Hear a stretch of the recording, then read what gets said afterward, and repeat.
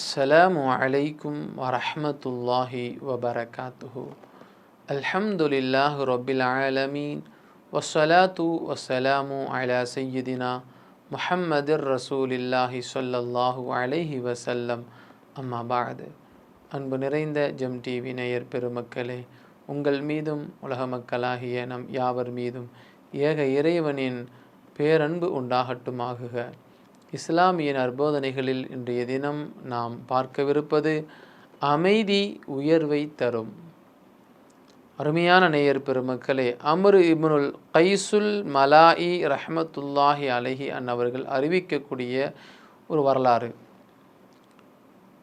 அறிவு ஞான கடலாகவும் மக்களுக்கு மத்தியிலே நல்லதொரு ஆத்ம ஞானியாகவும் வாழ்ந்து காட்டிய லுக்மான் அலைஹிஸ்ஸலாம் அன்னவர்கள் மக்களோடு மக்களாக அமர்ந்து அவர்களுக்கு உபதேசம் செய்து கொண்டிருந்தார்.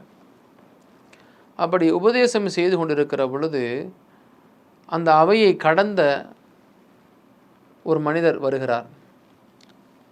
அந்த தெருவோரமாக அப்படி நடந்து போகிற பொழுது லுக்மான் அலைஹிஸ்ஸலாம் அன்னவர்களை பார்த்த உடனே இவருக்கு நின்றுட்டார். இவரை நம்ம எங்கேயோ பார்த்துருக்குறோமே, இவருடைய சபையில் நூற்றுக்கணக்கான மக்கள் இவர் பேசுவதை கேட்டுக்கொண்டிருக்கிறார்களே, அந்த அளவுக்கு இவர் பெரிய மனிதரா என்று யோசிக்க ஆரம்பித்து அந்த சபையில் அப்படியே போய் உட்காந்து பேச்சுவார்த்தையெல்லாம் முடிஞ்ச பின்னாடி, அந்த உபதேசங்கள்லாம் முடிஞ்ச உடனே லுக்மான் அலைஹிஸ்ஸலாம் அன்னவரிடத்தில் போய் இவர் கேட்குறார், நீங்கள் லுக்மான் தானேன்னு கேட்குறாரு. ஆமாங்க, நான் லுக்மான் தான். நீங்கள் சில வருடங்களுக்கு முன்பு ஆடு மேய்த்து கொண்டிருந்தீர்கள் அல்லவா? அவர்கள் தானே நீங்கள்? அதே நேரத்தில் சில காலங்களுக்கு முன்பு ஒரு வீட்டில் நீங்கள் வேலையும் பார்த்துட்டு இருந்தீங்க. நீங்கள் ஒரு சாதாரண ஒரு கூலி தொழிலாளியாக இருந்த, சாதாரண ஒரு ஆடு மேய்க்கக்கூடியவனாக இருந்த நீங்கள் இந்த அளவுக்கு உயர்ந்த நிலையில் உயர்ந்த அந்தஸ்தை அடைந்து மக்களுக்கு மத்தியில் நீங்கள் உபதேசம் செய்கிற அளவுக்கு வந்திருக்கிறீங்களே, அந்த அளவுக்கு வந்ததற்குரிய காரணம் என்னவென்று எனக்கு விளக்கம் சொல்ல முடியுமா அப்படின்னு கேட்குறாங்க. அப்போ லுக்மான் அலைஹிஸ்ஸலாம் அன்னவங்க சொன்னாங்களாம், நான் என்னுடைய இளம் வயதில் ஒரு ஆளிடத்தில் கூலி தொழிலாளியாக இருந்தது என்னமோ உண்மைதான். ஆடு மேய்க்கக்கூடிய ஒரு வேலையை செய்தவன் தான். அது எனக்கு மட்டமான தொழில் கிடையாது. நான் ஒரு இடத்துல கூலிக்கு வேலை செய்வதால் அது ஒரு மட்டமான நிலையும் கிடையாது. ஆனால் நான் கூலி வேலை செய்கிற பொழுதோ, நான் ஆடு மேய்க்கக்கூடிய ஒரு வேலையாட்களாக வேலை செய்கிற பொழுதோ என்னுடைய உள்ளம் எப்பொழுதுமே சுத்தமாக இருக்கும். என்னுடைய முதலாளிக்கு நான் என்ன செய்ய வேண்டுமோ அதை நான் சரியாக செய்து கொடுப்பேன்.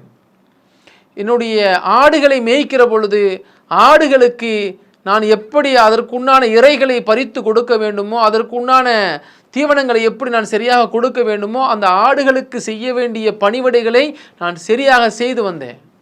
இதெல்லாம் இருந்தாலும் கூட நான் இந்த அளவுக்கு ஒரு மேன்மையான ஒரு இடத்தை அடைவதற்கு சில காரணங்கள் இருக்கிறது என்று சொல்லிட்டு அவர் சொன்னாராம், என்னுடைய வாழ்க்கையில் எப்பயுமே உண்மையை மட்டுமே பேசுவேன், பொய் பேசவே மாட்டேன். என்னுடைய வாழ்க்கையில் எந்த ஒரு சூழ்நிலை இருந்தாலும், எப்பேற்பட்ட இக்கட்டான நிலை ஏற்பட்டாலும், நான் படைத்த இறைவனை சாட்சியாக வைத்து உண்மை மட்டுமே பேசுவேன், அது எனக்கு ஆபத்தை தந்தாலும் கூட என்று லுக்மான் அலைஹிஸ்ஸலாம் அன்னவர்கள் சொல்லிட்டு அதற்கு அடுத்து சொல்லுவாங்க, எனக்கு தேவையில்லாத விஷயங்களில் நான் மூக்க நுழைக்க மாட்டேன், அமைதியாக நான் ஓரமாக இருந்துக்கிருவேன். இதுதான் என்னுடைய உயர்வுகளுக்கு காரணமாக அமைந்திருக்கிறது. என்னுடைய எண்ணம் எத்தகைய ஒரு விஷயங்களின் தேவையில்லாமல் சண்டை சச்சரவுகள், தேவையில்லாத விஷயங்களில் ஈடுபட்டு நேரங்கள் வீணடிப்பது, இது போன்ற எண்ணங்களே எனக்கு கிடையாது. எப்பொழுதுமே உண்மையாக இருக்கணும். நீ உண்மையாக இருந்தால் முன்னேற முடியாது என்கிற நிலை இருக்கலாம். உண்மையாக நேர்மையாக வியாபாரம் செய்கிறவங்க பார்த்திங்கன்னா டெவலப்பே ஆக மாட்டாங்க. ஏதாவது ஒரு மோசடி செஞ்சு அப்படிக்கு எப்படி ஏதாவது பண்ணினாங்க கடன்னு வியாபாரத்தில் பெருகி பெரிய செல்வந்தராக இருப்பார். ஆனால் உண்மையாக நேர்மையாக வேலை செய்யக்கூடியவர்கள் கொஞ்சம் அடி அதிகமாக வாங்குவாங்க, அதிகமான சிக்கல்களை சந்திப்பாங்க. சரிங்களா? அதைத்தான் லுக்குமான் அலைஹிஸ்ஸலாம் அவர்கள் சொல்வார்கள், நான் உண்மையாளனாக இருந்தேன், தேவையில்லாத விஷயங்களில் தலையிட மாட்டேன், அதனால் எனக்கு இறைவன் கொடுத்த இந்த உயர்வு நம்மை அடுத்தவர்களுக்கு உபதேசம் செய்கிற அளவுக்கு என்னை ஆக்கியிருக்கிறான் என்று அந்த இடத்துல சொல்லி காட்டுவார்களாம். அருமையான பெருமக்களே, கொஞ்சம் யோசித்து பாருங்கள்.